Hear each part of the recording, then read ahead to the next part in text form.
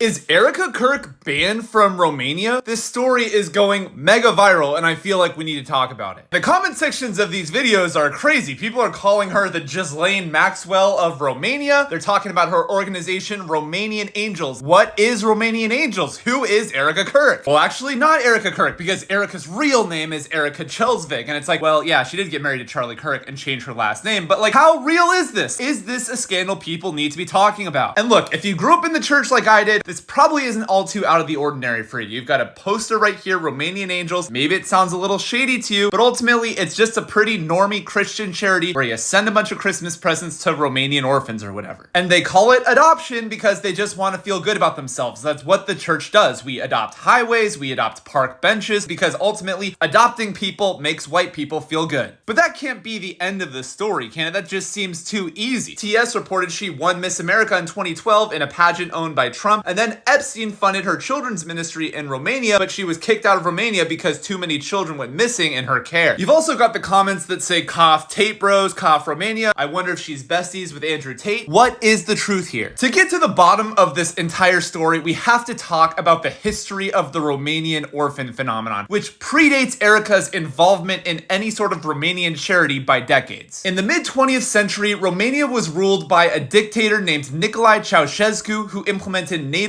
policies banning abortion and contraceptions for families who had fewer than 4 children. This dictator believed that growing the population of Romania would grow the country's economy, and by 1977, people were literally taxed for not having children. It was a very short-sighted policy. The increase in the number of births resulted in many children being abandoned in orphanages, which were also occupied by people with disabilities and mental illnesses. It's really important to understand that the term orphanage is really a misnomer. What we should be calling it is a state institution for children. Many of the children in these institutions were not actually orphans. They had living parents who dropped them off with the intent of one day picking them up. The reason the children were dropped off was because their families could not afford to take care of so many kids. What happened next was really just state-sanctioned neglect. The leader took power, he seized much of the country's economic output, and as a result, the children in these orphanages were largely neglected and even abused. The public revelation of the brutal conditions of these Romanian orphanages led to a massive influx of demand for quote-unquote adoptable Romanian babies. Westerners wanted to take these babies for themselves, especially Americans. And just as we saw in Korea and China and Russia and Ethiopia and Guatemala and Colombia and all kinds of countries around the world, once Americans took interest in these quote-unquote adoptable children, the demand far exceeded the supply, which led to black markets. This is not a conspiracy. The issue here is not an eventual podcaster's wife sending Christmas presents to Europe when she's a young adult. The issue is America leveraging the misfortune and instability of other countries to import their children on a systemic level.